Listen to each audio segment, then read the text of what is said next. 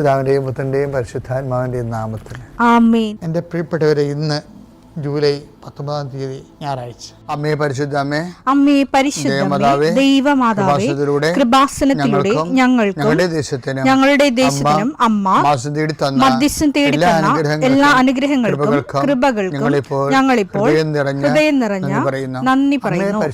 അമ്മേ പരിശുദ്ധമേ, ദൈവമാതാവേ, 2004 ഡിസംബർ 7 ഉച്ചകഴിഞ്ഞ് 2:30 കൃപാസനത്തിൽ സംഭവിച്ച അമ്മയുടെ പ്രത്യക്ഷപ്പെടലിനെ കുറിച്ച് തിരുസഭയ്ക്ക് സമർപ്പിച്ചിരിക്കുന്ന പഠനരേഖകളുടെ മേൽ സഭാത്മകമായ പഠനം ആരംഭിക്കുവാൻ ഞങ്ങൾ പ്രാർത്ഥിക്കുന്നു.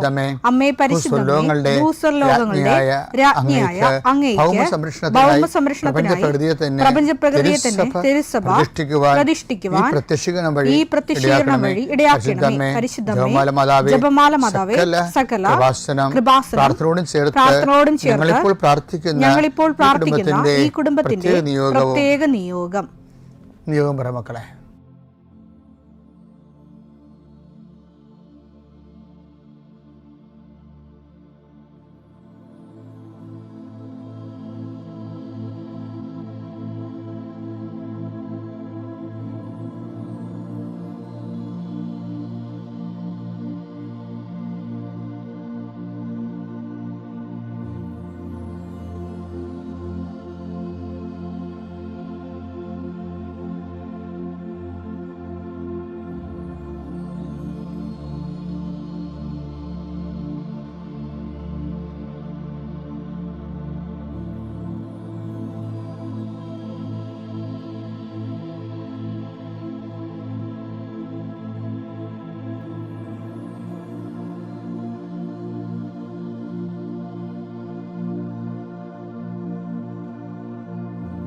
അമ്മയുടെ പ്രത്യക്ഷീകരണത്തിന്റെ ഈ അനുഗ്രഹവേളയിൽ ഞങ്ങൾക്ക് സാധിച്ചു തരുവാൻ കനിയണമേ. ആമേൻ. വിശ്വാസ പ്രമാണം. സർവശക്തനായ പിതാവും ആകാശത്തിന്റെയും ഭൂമിയുടെയും സൃഷ്ടാവുമായ ദൈവത്തിൽ ഞാൻ വിശ്വസിക്കുന്നു. അവിടുത്തെ ഏകപുത്രനും ഞങ്ങളുടെ കർത്താവുമായ ഈശോമിശിഹായിലും ഞാൻ വിശ്വസിക്കുന്നു.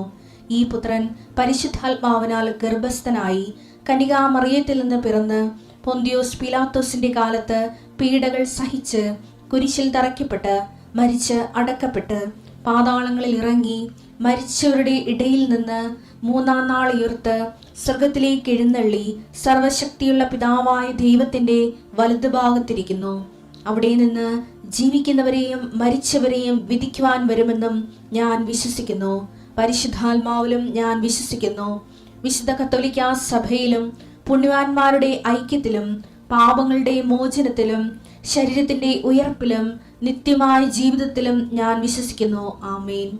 സുഖസ്ഥനായ ഞങ്ങളുടെ പിതാവേ, അങ്ങയുടെ നാമം പൂജിതമാകണമേ. അങ്ങയുടെ രാജ്യം വരണമേ. അങ്ങയുടെ തിരുമനസ് സ്വർഗത്തിലെ പോലെ ഭൂമിയിലും ആകണമേ. അന്നു വേണ്ടുന്ന ആഹാരം ഇന്ന് ഞങ്ങൾക്ക് തരണമേ. ഞങ്ങളോട് തെറ്റ് ചെയ്യുന്നവരോട് ഞങ്ങൾ ക്ഷമിക്കുന്നത് പോലെ ഞങ്ങളുടെ തെറ്റുകൾ ഞങ്ങളോടും ക്ഷമിക്കണമേ. ഞങ്ങളെ പ്രലോഭനത്തിൽ ഉൾപ്പെടുത്തരുതേ, തിന്മയിൽ ഞങ്ങൾ രക്ഷിക്കണമേ. ആമേൻ. നന്മ നിറഞ്ഞ മറിയമേ, സ്വസ്തി. കർത്താവ് അങ്ങയുടെ കൂടെ സ്ത്രീകളിൽ അങ്ങ് അനുഗ്രഹിക്കപ്പെട്ടവളാകുന്നു. അങ്ങയുടെ ഉദരത്തിൻ ഫലമായി ഈശോ അനുഗ്രഹിക്കപ്പെട്ടവനാകുന്നു. പരിശുദ്ധ മറിയമേ, തമ്പുരാന്റെ അമ്മേ, പാപികളായ ഞങ്ങൾക്ക് വേണ്ടി ഇപ്പോഴും ഞങ്ങളുടെ മരണസമയത്തും തമ്പുരാനോട് അപേക്ഷിക്കണമേ. ആമേൻ. കർത്താവേ, നിന്റെ ഉന്നതമായ നാമത്തിന് സ്തോത്രം ചെയ്യും. കർത്താവേ, നിന്റെ വിശുദ്ധ പൗരോഹിത്യത്തെ മഹത്വപ്പെടുത്തണമേ. കർത്താവെ, സഭയിലുള്ള സാന്നിധ്യം പ്രകടമാക്കണം. 40 വർഷം ഞാൻ അർപ്പിച്ച കൃപാന്റെ യുഗതിയാൽ കൃപാസ്ഥാനത്താറെ ജീവനോടെ പ്രത്യക്ഷപ്പെട്ട മാതാവിന്റെ മാധ്യസ്ഥ രോഗികൾ, പീഡിതരെ, മാനസിക സംഘർഷം അനുഭവിക്കുന്നവരെ, ഡിപ്രഷൻ അനുഭവിക്കുന്നവരെ, മരുന്ന് കഴിച്ചിട്ട് ഉറക്കം മൂടുകയും ശരീരം തൂക്കം വെക്കുകയും ചെയ്യുന്നതല്ലാതെ പ്രത്യേകിച്ച് പ്രയോജനമൊന്നും ഇല്ലാതെ ഡിപ്രഷൻ കൊണ്ട് വേദനിച്ച് ജീവിക്കുന്ന ആൾക്കാരെ കർത്താവേ, നീ അവരെ തൊടണമെന്ന് പ്രാർത്ഥിക്കുന്നു.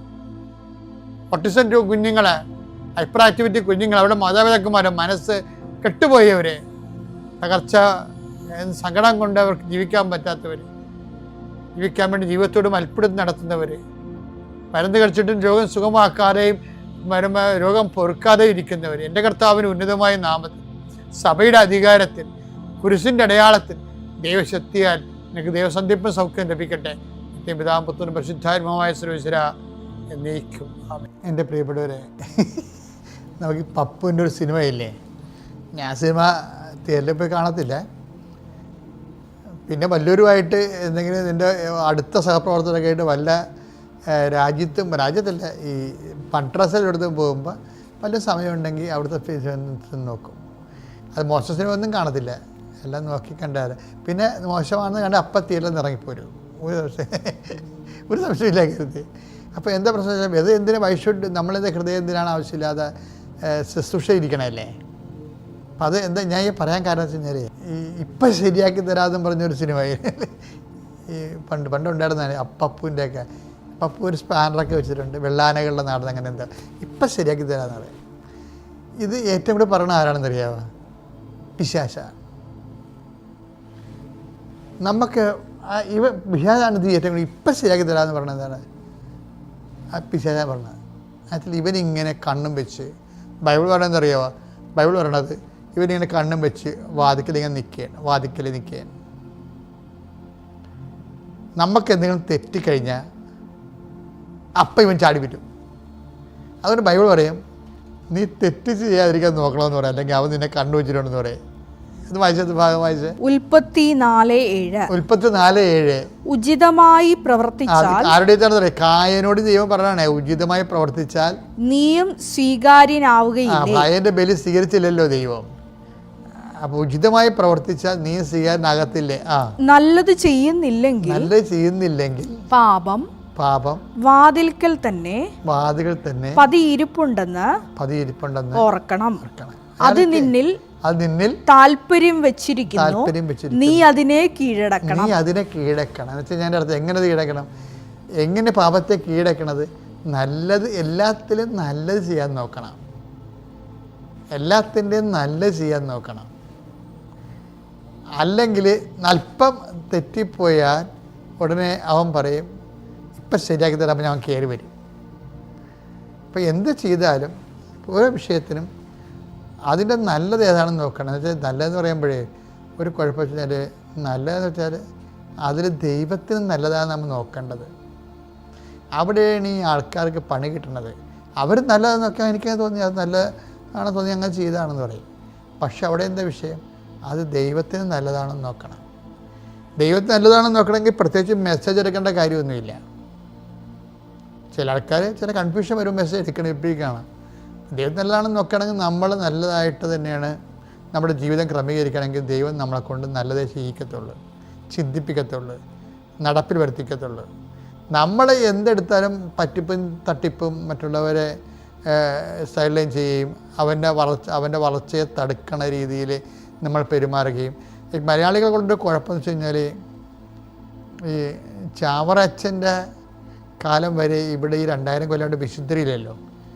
നമ്മുടെ പോർട്ടുഗീസുകാർ വന്നു നമ്മുടെ പാരമ്പര്യമെല്ലാം കത്തിച്ച് കളഞ്ഞെന്ന് പറഞ്ഞാലും കത്തിക്കണ മുമ്പ് ഒരു കൊല്ലം ഉണ്ടായിരുന്നില്ല. 1500 കൊല്ലം ഒരു വിശുദ്ധം പോലും ഇല്ല ഈ സഭയിൽ, നമ്മുടെ സഭയിലില്ല. അവർ ചാവറച്ചൻ പോലും, ഞാൻ ചാവറച്ചൻ്റെ ഒരു വലിയ ഭക്തനാണ്. ഭക്തനെന്ന് വെച്ച് കഴിഞ്ഞാൽ ഒരു സാംസ്കാരിക ഭക്തനാണ്, ചരിത്രപരമായിട്ട് അദ്ദേഹത്തെ ഫോളോ ചെയ്യുന്ന ആളാണ്. അപ്പോൾ അദ്ദേഹത്തിൻ്റെ ഒരു പുസ്തകത്തിൽ എഴുതിയിരിക്കുന്നത്, ഞാൻ കണ്ണ് തുറന്നതിന് ശേഷം കർമ്മലിത്തക്കാരുടെ പാല് കുടിച്ചാൽ വളർന്നതാണ്. കണ്ണ് നിറഞ്ഞു പോകുന്നത് കേൾക്കുമ്പോൾ. എന്താ കാര്യത്തിൽ കർമ്മലിത്തക്കാർ തന്ന ആധ്യാത്മികത ഉണ്ട്. അത് ഏത് ആധ്യാത്മികതയാണ്? ഹൃദയം സൂര്യദിവസത്തിലൂടെ ആ സഭാ നവീകരണ പ്രക്രിയയിലൂടെ അത് ഏറ്റെടുത്ത് കർക്കശമായി ഒത്തിരി തെറിയും ഒത്തിരി സങ്കടവും ഒത്തിരി ഞെരുക്കങ്ങളൊക്കെ അനുഭവിച്ച് തന്നെയാണ് അവരിതെല്ലാം സഭയെ നവീകരിച്ചെടുത്തത്. എടുത്തതിന് ശേഷം നമുക്ക് വിശുദ്ധരുണ്ടായി, വിശുദ്ധ ജീവിതം എന്താണെന്നൊക്കെ മനസ്സിലായി. അതുപോലെ തന്നെ എങ്ങനെയാണ് കൗദാശ ജീവിതം എന്നൊക്കെ മനസ്സിലായി. നമ്മൾ ആഴമായ സാക്ഷികളായി മാറി. നമ്മുടെ കൂട്ടത്തിൽ നിന്ന് എന്തുമാത്രം സുവിശേഷ പ്രവർത്തകരുണ്ടായി.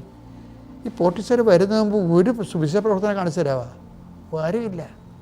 ഇനിയിപ്പോൾ എന്തെല്ലാം വിശുദ്ധന്മാരുണ്ടായി. ഇപ്പോൾ കുഞ്ഞാനച്ചനെ പോലെയുള്ള ഇത് മാത്രം വിശുദ്ധന്മാരിന് വരാൻ പോകുന്നു. അവരാരെല്ലാം എന്താണ്? അതെല്ലാം വരാപ്പുഴ വികാരിയാത്തിൽ നിന്ന് പ്രസരിച്ച ആധ്യാത്മിക ചൈതന്യത്തിൽ നിന്ന് നേടിയെടുത്തിട്ടുള്ള കൃപകളാണ് ശരിക്കും പറഞ്ഞാൽ. അപ്പോൾ അത് നമ്മളെ ചരിത്രത്തെ ഇപ്പം എല്ലാവരും പൊടിച്ചുകാരെ തെറിവിളിക്കുകയും കർമ്മരീച്ചക്കാരെ എപ്പോഴും പുച്ഛത്തോടെ നോക്കുകയും ചെയ്യുന്ന ഒത്തിരി പുസ്തകം ഞാൻ വായിച്ചിട്ടുണ്ട്. പക്ഷേ ഞാനത് വേറൊരു വശം കൂടി ചിന്തിച്ച് നോക്കുമ്പോൾ കേരളത്തിൻ്റെ ആധ്യാത്മികത എന്താ ശരിക്കും പറഞ്ഞാൽ ഇപ്പം നമ്മൾ നോക്കുമ്പോൾ കർമ്മലിത്തക്കാരുടെ ആധ്യാത്മികതയാണ്. ഈ സ്റ്റവലിൻ്റെ പിതാവിനെ കുറിച്ച് ഞാൻ ഇന്നലെ പറഞ്ഞില്ലേ, സ്റ്റവലിൻ്റെ പിതാവാണേ, അദ്ദേഹത്തിൻ്റെ അധ്യക്ഷതയിലാണ് മാന്നാനത്ത് CMA ആശ്രമം ആദ്യമായിട്ട് സ്ഥാപിക്കുന്നത്. അന്ന് പാലക്കലച്ചനുണ്ടായിരുന്നു. പാലക്കലച്ചനും ചവറ അച്ഛനായിരുന്നു, അതായത് ക്ലിയറിയായിട്ട് പട്ടം കിട്ടിയുണ്ടായിരുന്നുണ്ട്. അപ്പോൾ ഇവരെല്ലാവരും കൂടി നിൽക്കുമ്പോൾ സ്റ്റബിലിൻ്റെ പിതാവിന് അന്ന് കാര്യം മുഴുവൻ ചൊറിയായിരുന്നു. ഈ വഴിക്ക് ആലപ്പുഴ വന്ന് താമസിച്ച് ഭയങ്കര രോഗങ്ങൾ പിടിച്ചിട്ട് പാവം അവിടെ പോയി ആയുർവേദ ചികിത്സയായിരുന്നു. അപ്പോൾ എഴുന്നേക്കാൻ പോലും പറ്റുന്നില്ലെങ്കിൽ പോലും ഈ ചൊറി പിടിച്ച കാലം തളർന്ന കാലമായിട്ട് സായിപ്പല്ലേ മുഴുവനും ചുവന്ന് നേറി വന്ന് കുടമാളൂർന്ന് അവിടെ വന്ന് നിൽക്കുകയാണ്. എന്ന് പറഞ്ഞ് നിങ്ങളിട് ഞാൻ നിൽക്കാമെന്ന് പറഞ്ഞു. അദ്ദേഹത്തിൻ്റെ സാന്നിധ്യത്തിലാണ് ആദ്യത്തെ ആശ്രമക്കല്ലിടുന്നത്. അദ്ദേഹം ഒരു 200 സ്കൂടി കൊടുക്കും. 6 വെള്ളി നാണയമാണ് സ്കൂടി എന്ന് പറയണത്. അത് ആദ്യത്തെ സംഭാവനയാണത്. നമ്മുടെ സഭയുടെ ചരിത്രങ്ങൾ വളരെ പോസിറ്റീവായിട്ട് പഠിക്കാൻ നോക്കണം. അല്ല, സഭയുടെ പഠിക്കണത് ഈ സഭയെ വെറും ഒരു ജാതി സമാജമായിട്ട് കാണുന്നവരാണ് പലപ്പോഴും മറ്റുള്ളവരെ ഈ സഭയിൽ നടന്നിട്ടുള്ള എല്ലാ നവീകരണ പ്രവർത്തനങ്ങളെയും സംശയം ദൃഷ്ടിയോടെ നോക്കുന്നത്. സഭ ജാതി സമാജമല്ല, സഭ തിരുസഭയാണ്. കർത്താവിൻ്റെ വിശുദ്ധമായിരുന്ന വീണ്ടെടുക്കപ്പെട്ടവരുടെ ആത്മീയ സുവിശേഷ സാക്ഷ്യക്കൂട്ടായ്മയാണ്. അതങ്ങനെ തന്നെ വരികയും ചെയ്യണം. പിതാവിൻ്റെയും പുത്രൻ്റെയും പരിശുദ്ധാത്മാവിൻ്റെയും നാമത്തിൽ.